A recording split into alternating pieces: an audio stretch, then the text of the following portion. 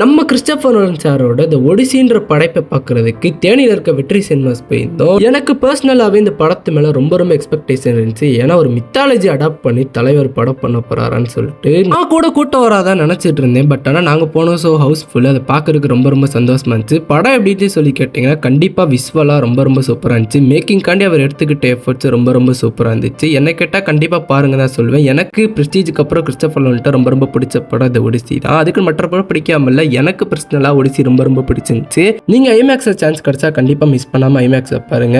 Copyright வர்ற காரணத்தினால என்னால இந்த கிளிப்பை ஆட் பண்ண முடியல, சாரி கைஸ். படத்தை முடிச்ச கையோட அப்படியே KFCக்கு போய் ஏதாவது சாப்பிடலாம் சொல்லிட்டு 2 ஜிங்கர் பர்கர் காம்போ ஆர்டர் போட்டிருந்தோம். ஒன்று நான்வெஜ் ஒன்று வெஜ். அதில் ஜிங்கர் பர்கர் காம்போவோட சேர்த்து பாஸ்கின் ராபின்ஸோட ஐஸ்கிரீம் தான் வந்துச்சு. அதுதான் எனக்கு ரொம்ப எக்ஸைட்மெண்ட்டாக இருந்துச்சு. ஏன்னா பாஸ்கின் ராபின்ஸ் எனக்கு ரொம்ப நாளாக ட்ரை பண்ண சொல்லிட்டு ஆசை. அது ஸ்ட்ராபெரி ஃப்ளேவர் ஐஸ்கிரீமும் உண்மையாகவே ரொம்ப தகட்டாமனே சூப்பராகவே இருந்துச்சு. எல்லாத்தையும் வைப் அவுட் பண்ணி முடிச்ச கையோட ரோட பார்த்தா அப்படியே நம்ம தலைவர் வீக்கெண்டோட பிளைண்டிங் லைட் ஸ்பாட்டில் வர மாதிரி ரொம்ப அமைதியாக இருந்துச்சு. எனக்குலாம் அப்படியே ஊன்னு கத்தணும் போல இருந்துச்சு. அப்புறம் ஒரு வழியாக பஸ்ஸை பிடிச்சி பெரியவளத்துக்கு வந்து சேர்ந்துட்டோம். இந்த வீடியோ பிடிச்சா மறக்காம லைக் பண்ணிட்டு ஷேர் பண்ணிட்டு கமெண்ட் பண்ணி சப்ஸ்கிரைப் பண்ணிடுங்க.